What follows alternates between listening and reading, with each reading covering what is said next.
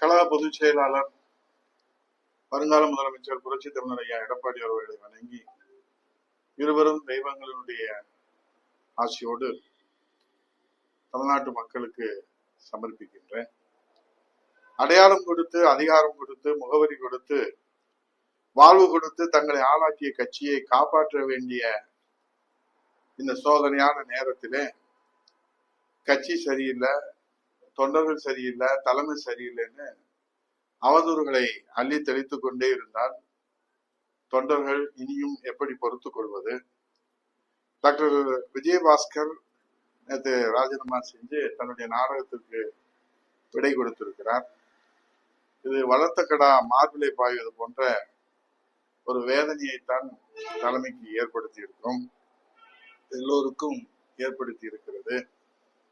இப்படி கட்சியை காட்டி கொடுத்து கொண்டு போவதாலே ஒன்று மட்டும் சொல்லிக் கொள்கிறேன்.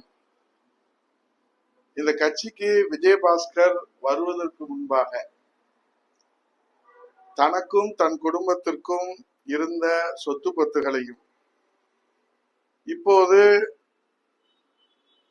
விஜயபாஸ்கர் வைத்திருக்கிற சொத்து பத்துக்கள், முதலீடுகள் இவற்றையெல்லாம் அவர் கட்சிக்கு எழுதி வைத்து விட்டு வேற கட்சிக்கு போவாராம். இது தொண்டர்களுடைய எதிர்பார்ப்பு கேள்வி. கட்சியில வாங்கின பதவி வேணான்னு போயிட்டாரு.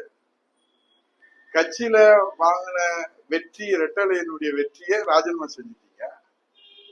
அப்படின்னா நியாயப்படி நீங்க இந்த கட்சியில சேர்வதற்கு முன்பு இருந்த நிலையில தானே நீங்க அங்க போகணும், வேற கட்சிக்கு.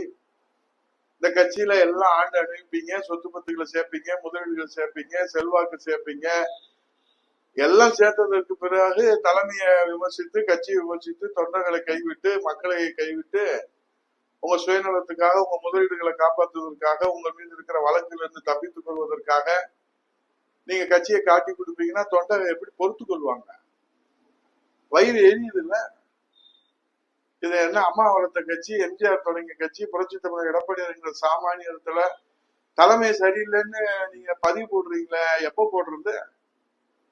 10 வருஷமா நீங்க அவர் காலை கடிச்சு காலை பிடிச்சு எத்தனை எத்தனை விஷயங்களை நீங்க செஞ்சீங்க. இதெல்லாம் எங்களுக்கு தெரியாதா? இப்படியே நீங்க போயிட்டே இருப்பீங்க, நாங்க வாய் மூடிக்கிட்டு மௌனமா வேடிக்கை பார்த்துக்கிட்டே இருக்கணுமா? உண்மை தொண்டர்கள் என்ன ஏமாளிகளா? அண்ணா திராவிட முன்னேற்ற கழக தொண்டர்கள் எல்லாம் இப்ப என்ன கேடு வந்துச்சு விஜயபாஸ்கருக்கு? உங்களுக்கு என்ன கேடு வந்துச்சு? அதிமுக சேர்வதற்கு முன்பாக உங்க குடும்பத்தையும் உங்களையும் யாருக்காவது இந்த நாட்டுல தெரியுமா? இதெல்லாம் எந்த எதிர்பார்ப்பும் இல்லாமல், இன்றைக்கு அதிகாரத்தை பார்க்காமல், பதவி சுகத்தை பார்க்காமல், கட்சியினுடைய அடிமட்ட தொண்டனாக கோடான கோடி தொண்டர்கள் உழைத்துக் கொண்டிருக்கிறார்களே, அவர்களுடைய எதிர்காலம் எல்லாம் இன்றைக்கு கேள்விக்குறியாகின்ற வகையில நீங்கள் இப்படி தாந்தொழித்தனமா நீங்க செய்யறது கொஞ்சமாவது உங்களுக்கு மனசாட்சி இருக்கா?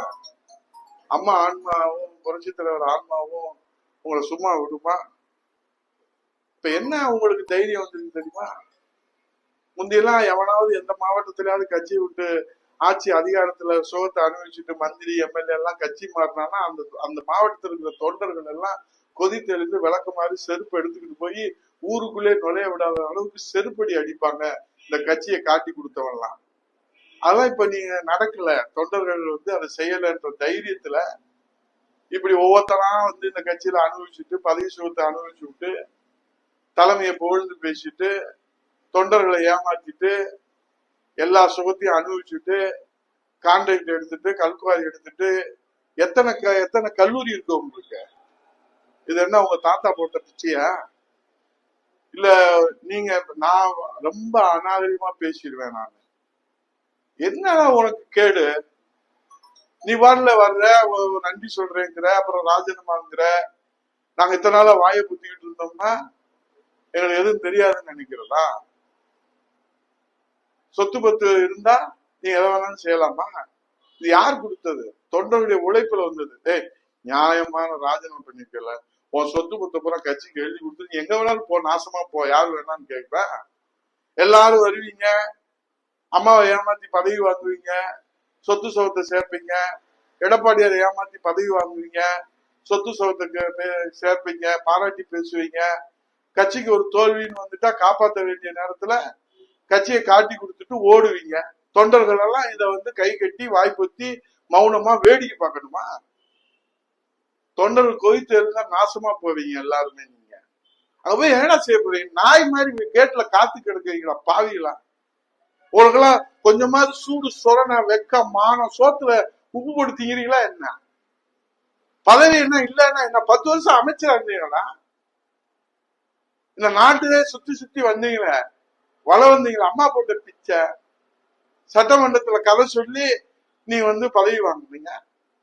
எடப்பாடியார கதை சொல்லி இப்ப நீங்க துரோகம் பண்றீங்க. நாங்களும் அமைதியா நம்ப இருக்கோம், எதுவும் பேசக்கூடாது, செத்து போவோம். அதை விட இந்த நாட்டை காப்பதற்கு எல்லையில போர் புரிகிற அந்த மாவீரராக இருக்கிற தியாகத்தின் செம்மல்களாக இருக்கிற ராணுவ வீரர்கள் எதிரியிடமிருந்து தங்களை காப்பாற்றிக் கொள்வதற்காக அவர்கள் சரணாகதி அடைய மாட்டார்கள்.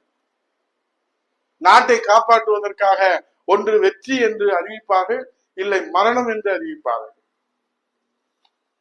எதிரிட சரணாகதி அடைந்து உயிர் பிச்சை பெற்று வாழ்றதை விட செத்து போறது பேர் இல்லையா?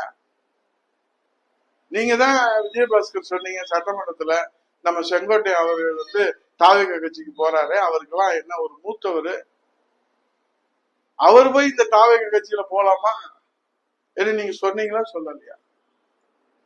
இப்ப எப்படி உங்களுக்கு தாவேக கட்சி? ஏன்னா தாவேக கட்சி ஆட்சியில இருக்குது.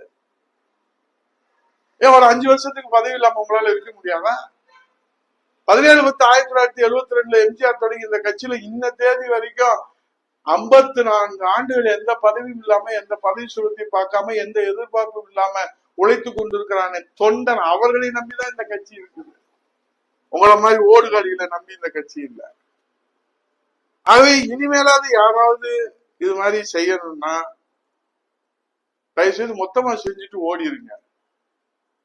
இப்படி வாரம் கெடு வச்சு, நாள் கெடு வச்சு, என்னமோ ஒட்டுமொத்தமா அதிமுகவே அழிஞ்சு போற மாதிரி ஒரு தோற்றத்தை ஏற்படுத்தாதீங்க தயவு செய்து.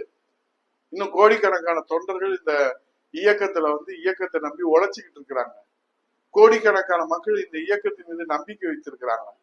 இந்த இயக்கத்தை வழிநடத்துவதற்கு புரட்சி தமிழர் ஐயா எடப்பாடியார் தன்னையை அர்ப்பணித்து உழைத்து கொண்டு இருக்கிறார்கள்.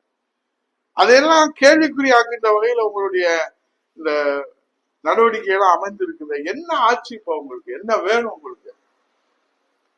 முட்டா பசங்களா சொந்த கட்சியில ஜெயிச்சாதான் நம்ம அமைச்சராக முடியும்.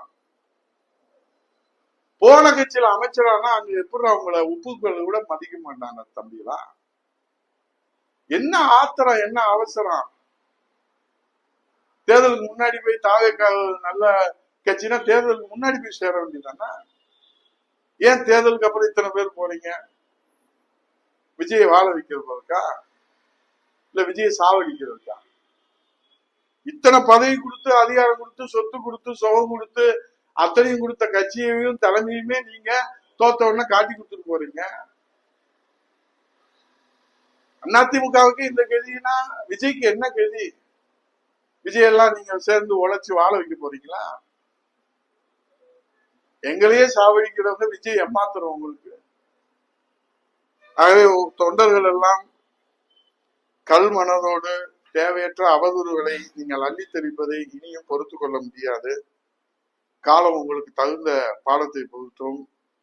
அதிமுகவை திட்டமிட்டு குறிவைத்து அழிக்க நினைக்கிற சக்திகளுக்கு இனிமேலும் யாராவது துணை போனால் கட்சி சரியில்லை, தலைமை சரியில்லை இந்த கருத்து சொல்லி நாடகமாடி கட்சி தொண்டர்களுடைய நலனையும் கட்சியின் எதிர்காலத்தையும் காவு கொடுத்து விட்டு தங்களுடைய வாழ்வாதாரம் மட்டுமே முக்கியம் என்று கட்சி தாவுகிற நடவடிக்கை இனி எவனாவது தொடர்ந்தா தொண்டர்கள் பொறுத்து கொள்ள மாட்டார்கள்.